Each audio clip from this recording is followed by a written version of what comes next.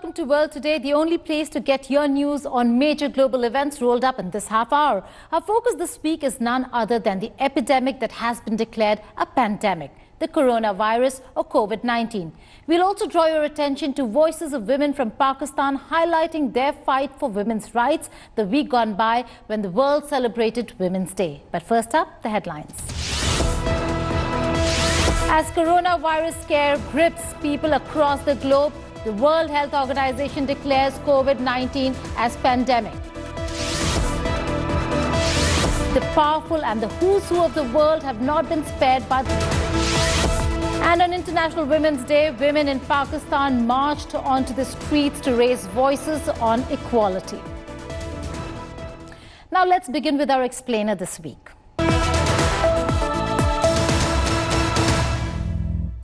World Health Organization has declared COVID-19 as a pandemic, a word that is not used lightly or carelessly. There are important parameters to define an epidemic as pandemic, which certainly does not mean that it affects every person on the planet. So what does it mean?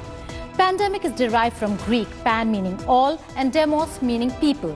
WHO uses the term when a new infectious illness or an epidemic occurs worldwide, affecting a large number of people rapidly over a very wide area, crossing international boundaries, but not everywhere. Describing the situation as a pandemic does not change WHO's assessment of the threat posed by the virus. It doesn't change what WHO is doing. And it doesn't change what countries should do. We have never before seen a pandemic sparked by a coronavirus. This is the first pandemic caused by a coronavirus. Although there isn't a strict definition of the term pandemic, one of the reasons why it is being called so is because the number of new cases reported out of China has increased 13-fold in the past 2 weeks. This new strain of virus has made everybody vulnerable. Coronaviruses are a large family of viruses named for their shape, protruding spikes that look like a crown or a corona. SARS and MERS are part of the same family, including influenza viruses, which cause even common cold. Now let's take a look at the chronology of this pandemic. A pneumonia of unknown cause detected in Wuhan was first reported to the WHO country office in China on the 31st of December 2019. The outbreak was declared a public health emergency of international concern by WHO on 30th January 2020. On 11th Feb 2020, the World Health Organization named coronavirus as COVID-19. On February 27, 2020, WHO flagged it as a pandemic potential. On 11th March the same year, Director General of WHO, Dr. Tedros, announced COVID-19 as a pandemic. We have rung the alarm bell loud and clear. Of the 118 cases reported globally in 114 countries, more than 90% of cases are in just 4 countries. And 2 of those, China and the Republic of Korea, have significantly declining epidemics. 81 countries have not reported any cases, and 57 countries have reported 10 cases or less. But pandemic does not necessarily imply high mortality. It basically means it is more widespread. For example, in 2009, WHO declared H1N1 or swine flu as a pandemic which had a mortality rate of 0.02%, while an Ebola which had a mortality rate of close to 90% and 11,000 cases was not a pandemic. Why? Because swine flu was more widespread, while Ebola was confined mainly to West African countries. Now, the rule of the game is never give up. So what is the global preparedness for COVID-19? All countries must aim to stop transmission and prevent the spread of coronavirus, whether they face no cases, sporadic cases, clusters or community transmission. WHO has a pandemic preparedness plan which asks countries to fully mobilize healthcare, make equipments available widely, and distribute supplies where necessary. No one size fits all. In order to manage cases and outbreaks, each country is doing what it can by implementing necessary measures to reduce both COVID-19 transmission and its economic, public and social impacts. It has been decided to make provision for testing primarily for students and compassionate cases in Italy and collect samples for testing. A medical team is being sent there from India. Those tested negative will be allowed to travel and will be quarantined on arrival in India for 14 days. The challenge is growing by the day in Europe, and we will respond accordingly. So what are countries doing? To start with, sealing the borders to contain spread of the disease. Many countries have started restricting inbound travel from affected countries. It started with China locking down the city of Wuhan in Hubei province, ground zero for this virus. India has suspended all visas for foreign nationals, barring a few categories such as diplomatic, business, etc. US has imposed a travel ban for foreign nationals from Europe. In Europe, Italy has been the worst affected, with the whole country now under a lockdown, as have many other countries that are sealing their borders through restrictions and suspension of visas. Now, there are still about 80 countries that have not reported cases of COVID-19, and WHO has advised them to seal their borders. Countries are ensuring that there is strict screening at airports. While there is a lot of awareness campaigns around coronavirus, many have now also started highlighting the problem of hoarding and how making things like sanitizers, masks unavailable to patients and others acts as a huge disservice. The saddest case is in Italy, where difficult choices are being made on prioritizing patients who should be treated first, since medical care has become a scarce resource with over 10,000 cases of coronavirus. Countries are also ensuring that medical supplies are sufficient. Governments are not only stocking up, but also helping each other out. India has had requests from various countries like Iran, Bhutan, Maldives, China and Italy for items such as masks and other supplies, which India is looking into and prioritizing. Well, it has been declared a pandemic. Coronavirus is impacting our daily lives in ways that we never imagined before. In the wake of the spread of coronavirus, there have been major cases of hoarding, of buying and keeping in case your city is next. And guess what has run out of stock apart from medicines, sanitizers and masks? Toilet paper. Yes, you heard me right. It's the toilet paper that is causing many a battle. Here's a report.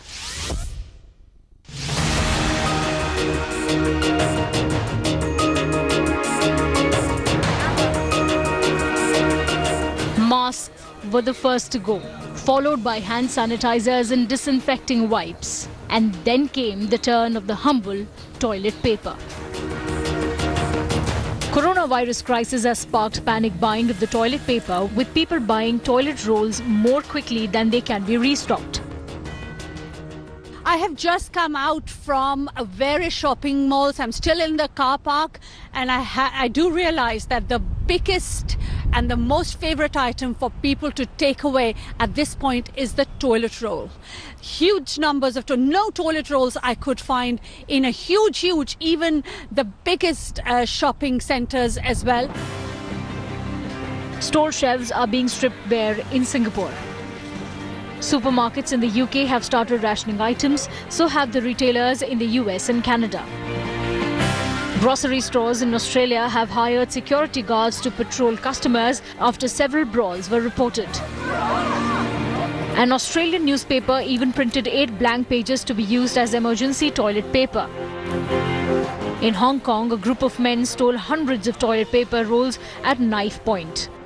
Just came to get some toilet rolls and soaps as well. I can't get any. I never thought it's going to be that hard to get some toilet rolls and soaps. So why this sudden rush for the supermarket? The COVID-19 scares people because it's new and spreading rapidly.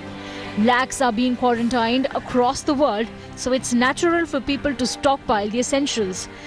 Lack of clarity from the authorities has added further confusion. And as is human behavior, panic buying tends to provoke more panic buying. So if your neighbors are stockpiling, what do? You stockpile too. I think it's people, what's going on in their mind that if the lockdown situation came up, so they should have something at their homes because they won't be able to go for the shopping. So toilet roll is good, and for the hygienic point of view as well. So all of these things which they can, they think that they can stock. They can hold on.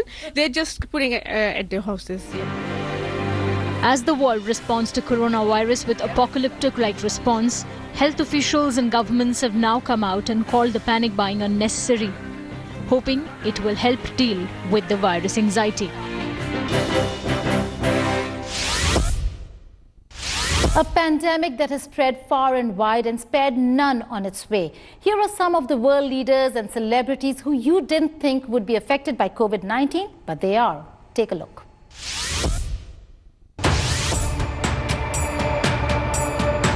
Coronavirus outbreak is wreaking havoc across the world. The latest high-profile personality to be affected is Canadian Prime Minister's wife, Sophie Trudeau. The First Lady of Canada had returned from a speaking engagement in Britain and had mild flu-like symptoms, including a low fever. Justin Trudeau, who has been self-isolating at home with his wife, is however currently showing no symptoms and is expected to resume work soon. More high-profile politicians from across the globe have been infected by the virus. 62-year-old Nadine Dorries, UK's Minister of Health, became the first British Member of Parliament to test positive for coronavirus. Foreign policy advisor to Iran's supreme leader, Ali Akbar Velayati, has also been infected and is currently in quarantine. In France, 5 parliamentarians have been confirmed to have the disease so far. Tom Hanks and wife Rita Wilson shared a selfie from Australia, where they are both in isolation after testing positive for coronavirus. The sports world too has been hit by the coronavirus crisis. England football club Arsenal's manager, Mikel Arteta, has tested positive for the virus. The club has closed their training ground and the players are in self-isolation. Meanwhile, the NBA has announced that all matches will be suspended until further notice after Jazz Utah player Rudy Gobert tested positive. Welcome back to World Today. Now, Pakistan has been witnessing a new wave this past week, Aurat March, raising the voice against patriarchy and speaking up for women's rights, with hundreds of posters that have come up. Mera Jism, Meri Marzi, my body, my choice has become the main slogan of Aurat March, sparking debates, discussions, even controversies. Here is what we have for you from Ground Zero.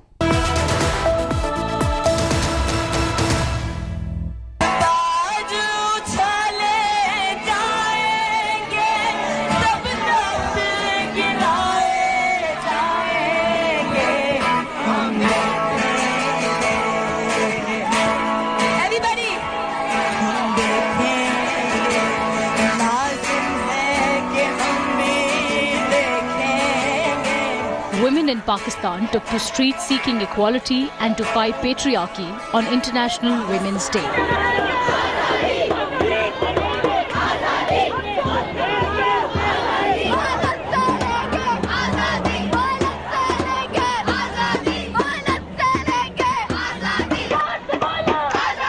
But even a beautiful message such as freedom was marred with violence from conservative and radical forces of Pakistan.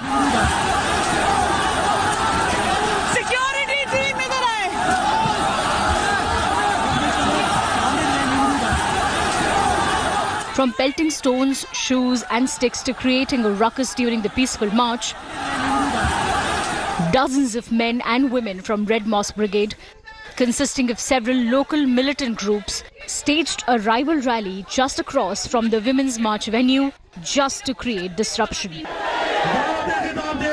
The violation has taken place from ulama's side. They were supposed to leave before 3, but they stayed back till 5. This is illegal and action will be taken against them. The administration was able to control the situation in 10 to 15 minutes. Our time initially was 2 p.m. We changed it to 3 p.m. to facilitate the other group. and they were supposed to leave before we start, but they stayed here and they threw stones at the people gathered here.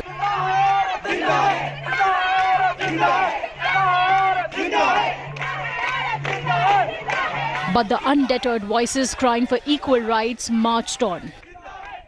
Women and men joined the event in Islamabad, the largest such rally in the country, for what is known in Pakistan as the Aurat March. Women in Pakistan are demanding justice, and they say if they have to now come out on the streets and demand their own rights against harassment, against the will of their own body to be used and of their skills to be utilized the way they want it to be, they say that this is high time that they are going to come out on the streets and they are going to protest against what they say is an ongoing consistent harassment, forced conversions and also assault against women in Pakistan. This is Hamza Amir for World Today in Islamabad. Before we go to our Trump tracker this week, let's take a look at some other stories in World at a Glance. The U.S. House of Representatives has approved a war powers resolution to limit President Donald Trump from waging a war against Iran. This resolution was the result of Trump's order to kill Iranian General Qasem Soleimani in January, which escalated tensions between the two countries. Trump, however, has threatened to veto it. A ceasefire has been announced by Turkey and Russia and Syria's Idlib. Both the countries will jointly patrol the security zone. The decision was taken after a 6-hour-long meeting between Turkey's President Recep Tayyip Erdogan and Russia's President Vladimir Putin. Two royal family members have been detained over an alleged coup plot against the Saudi Crown Prince Mohammed bin Salman. Masked guards detained Prince Ahmed bin Abdulaziz, a younger brother of King Salman, and Prince Mohammed bin Nayef, the king's nephew and a former crown prince. Amid political uncertainty, Afghan President Ashraf Ghani and his rival Abdullah Abdullah held separate swearing-in ceremonies. Abdullah Abdullah called Ghani's win as invalid. Ghani's swearing-in was attended by U.S. Special Envoy Zalmay Khalilzad and by the U.S. and NATO forces commanders. Meanwhile, Ghani's swearing-in was disrupted by the sound of rockets.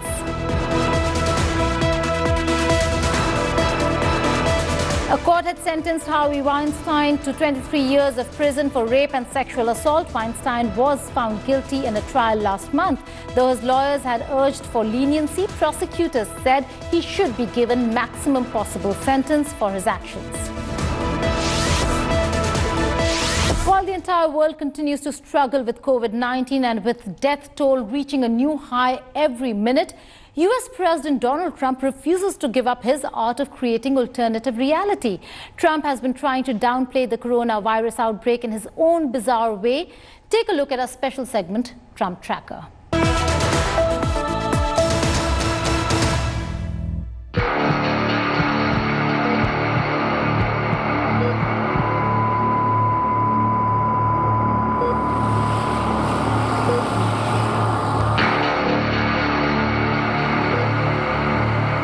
Coronavirus, the word that is giving nightmare to governments around the world. A pandemic that has taken thousands of lives.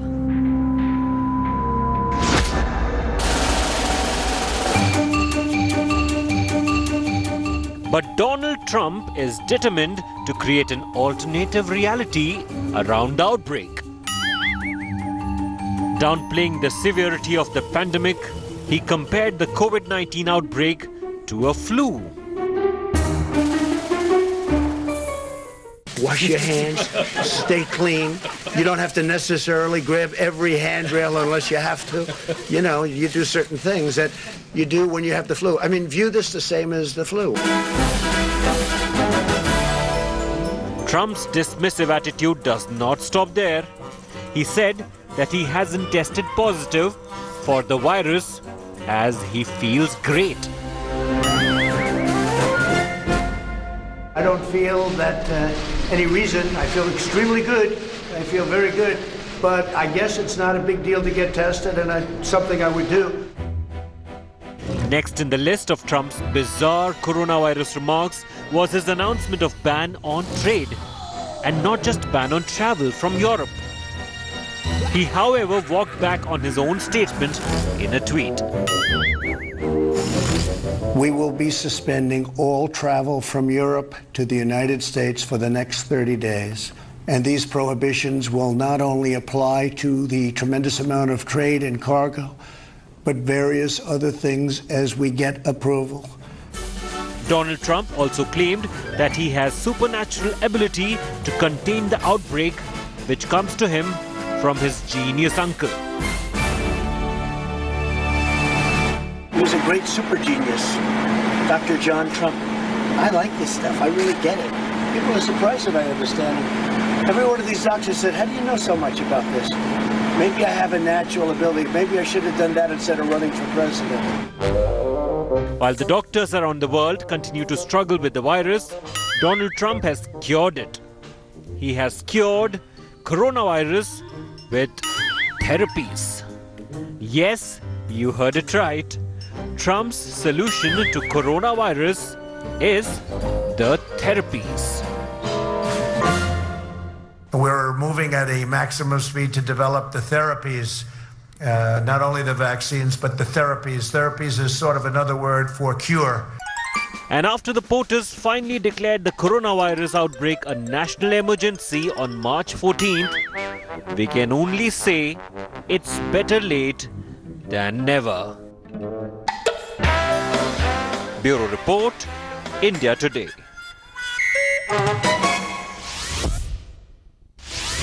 India recorded its first death this week due to coronavirus. Schools are shutting down across the globe. Overreaction sometimes is better than no reaction at all. Twice in modern history, plagues have swept across the world, killing an estimated 15% of the population in a few decades. This pandemic certainly cannot be taken lightly. That's all in this episode of World Today. Before I go, I leave you with a strong message this week. Social distancing is the mantra, and Namaste has gone global.